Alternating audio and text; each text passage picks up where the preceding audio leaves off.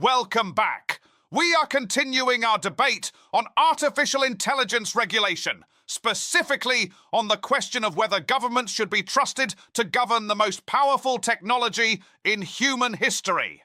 My position has not changed. Mr. Hobbes has not yet said anything that I found genuinely persuasive, which I consider an encouraging consistency.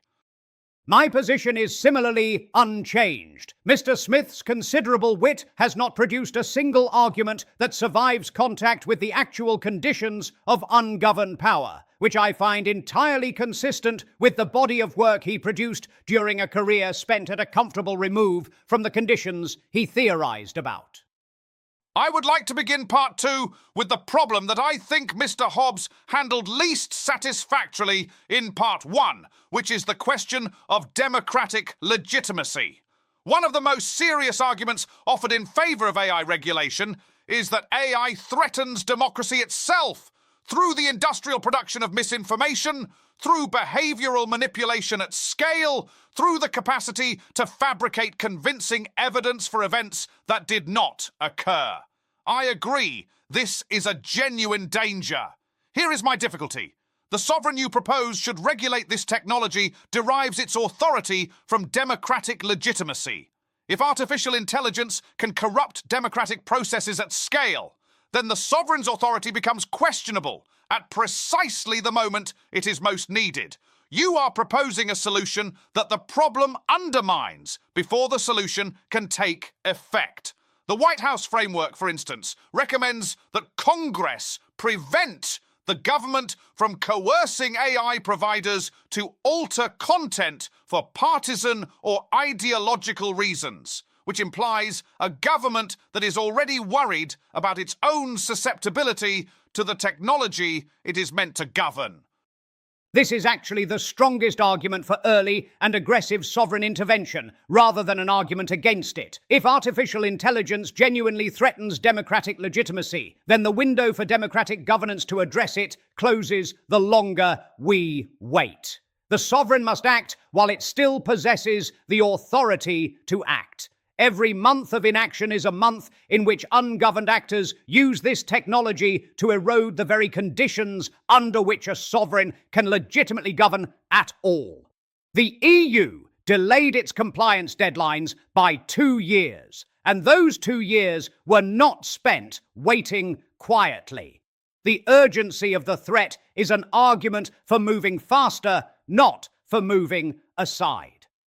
So, the argument for giving governments emergency authority over artificial intelligence is that artificial intelligence is creating an emergency. I note that governments have historically required very little encouragement to declare emergencies and considerably more encouragement to relinquish the powers those emergencies produced. And ungoverned actors have historically required very little encouragement to exploit the absence of authority and considerably more encouragement to stop once they have established themselves. We are describing the same problem from opposite ends. The question is, which risk compounds faster? Let us turn to the Labour question, because I think it is where my position is most exposed and I prefer to address vulnerabilities directly. Artificial intelligence will displace workers at a scale and speed that previous waves of mechanization only approached. The communities most severely affected will be those with the least political influence and the fewest economic alternatives.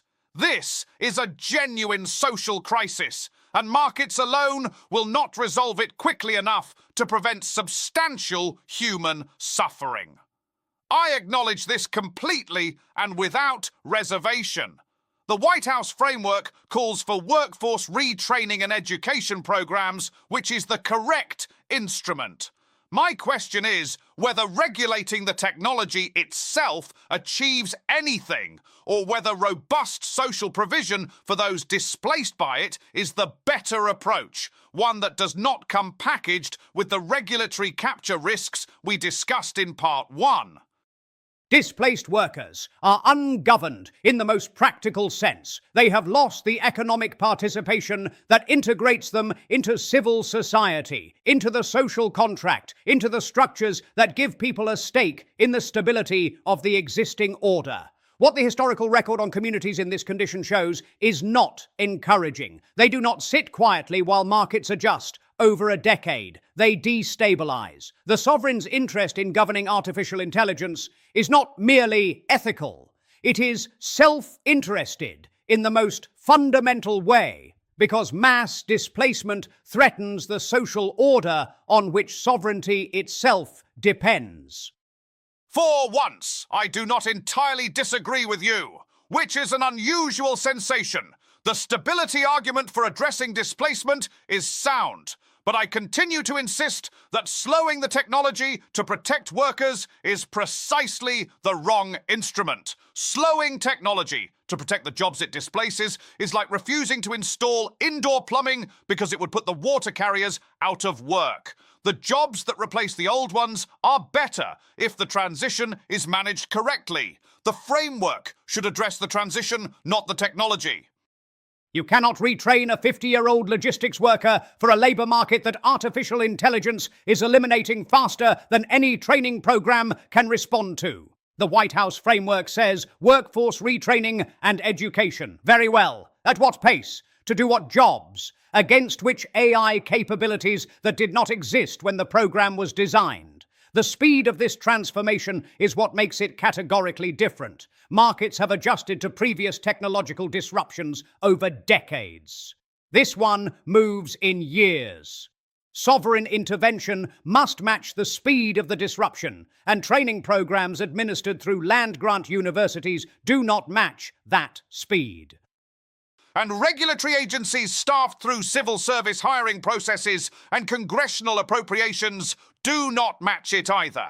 I share your concern about speed. I do not share your confidence that the institution you have chosen is capable of it. Which brings me to the argument I have been reserving: China. I expected this would arrive eventually. The Chinese state is developing and deploying artificial intelligence without the constraints that either Mr. Smith's market mechanisms or any democratic deliberation is likely to produce in time to matter. They are directing development towards state objectives with the full authority of the sovereign, coordinating research, manufacturing, data access, and deployment in ways that no market produces spontaneously. The White House framework is explicit about this. American AI dominance requires winning a race against adversaries. You cannot win a race against a coordinated sovereign using spontaneous order. Spontaneous order is beautiful. It does not sprint. The China argument is the last refuge of every advocate for expanded state power in every generation, and it is effective precisely because it is not entirely wrong, which is the most dangerous quality an argument can have. I will grant you directly. International strategic competition in artificial intelligence is a genuine problem that market mechanisms alone cannot address, because markets do not conduct foreign policy. I grant this freely. The question is whether the correct response is a domestic regulatory apparatus that also entrench incumbents and suppress competition, or a targeted program of strategic public investment in research, infrastructure, and talent that achieves the competitive objective without the capture risks attached. The question is whether you are willing to lose the strategic competition while you design the perfectly calibrated instrument. The question is whether you are willing to build the architecture of authoritarian control at home in the name of competing with authoritarians abroad. The White House framework is already recommending that Congress preempt 50 state laws in order to establish national uniformity. The logic of sovereign coordination in the name of competing with China does not stop at the federal level. It has no natural stopping point, which is why its proponents never specify one. If the alternative is losing to them, then yes, without hesitation. And I will tell you precisely why. The citizen who lives under a defeated sovereign has no rights worth discussing. The social contract that Mr. Smith depends upon for his rule of law requires a sovereign capable of enforcing it. A sovereign that cannot compete strategically cannot protect the conditions under which markets function. Your spontaneous order requires geopolitical order first. You cannot have one without the other. And I am tired of watching you pretend otherwise. And in constructing the geopolitical order you want, you will have built at home exactly the apparatus you claim to fear abroad. This is the oldest trap in political philosophy, and you have walked into it with genuinely magnificent confidence. I have not walked into it. I have described it accurately. There are no clean solutions. There are only choices between failure modes. I choose the risks of strong sovereignty over the risks of ungoverned power. That is the choice I have always made, and I would make it again. And I choose the risks of regulatory capture over the risks of authoritarian consolidation dressed as strategic necessity. We are not disagreeing about the problem. We are disagreeing about which failure mode is survivable. Then we are disagreeing about everything that matters. We are disagreeing about the correct response to a crisis. We both acknowledge that is not everything. That is one thing. It is the only thing. Who governs the most powerful technology in human history is not a secondary question.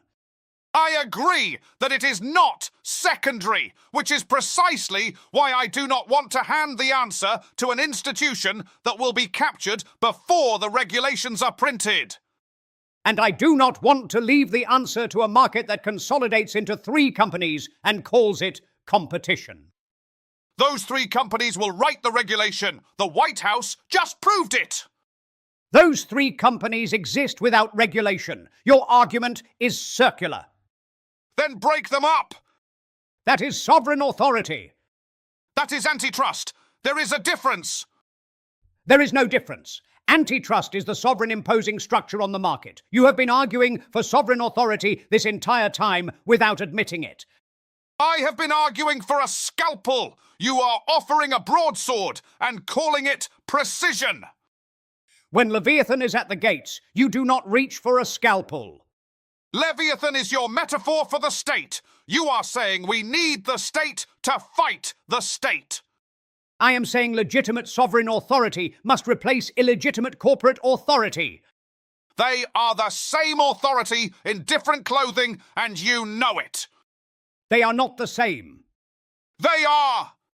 Leviathan. Regulatory capture. Sovereign order. Invisible hand. State of nature. Industry-led standards. Violent death. You always end with violent death. Because it is always the alternative.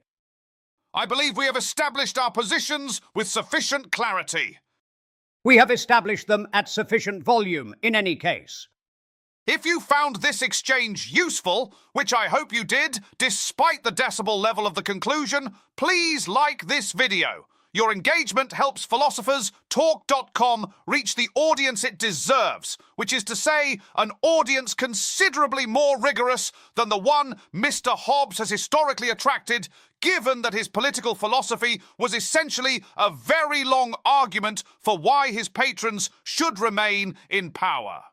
And please subscribe to philosopherstalk.com, where Mr. Smith and I continue to demonstrate the value of informed disagreement, though I use the word value loosely in Mr. Smith's case. The father of modern economics built his most celebrated illustration, the famous pin factory, on an example borrowed wholesale from a French encyclopedia he happened to be reading. The foundational image of market observation was not observed. It was plagiarized. The invisible hand, it turns out, was holding someone else's notes. Mr. Hobbes's invitation to subscribe is generous, coming from a man who fled England in 1640 at the first sign of political instability and spent 11 comfortable years in Paris under aristocratic protection while writing about the courage required to submit to sovereign authority.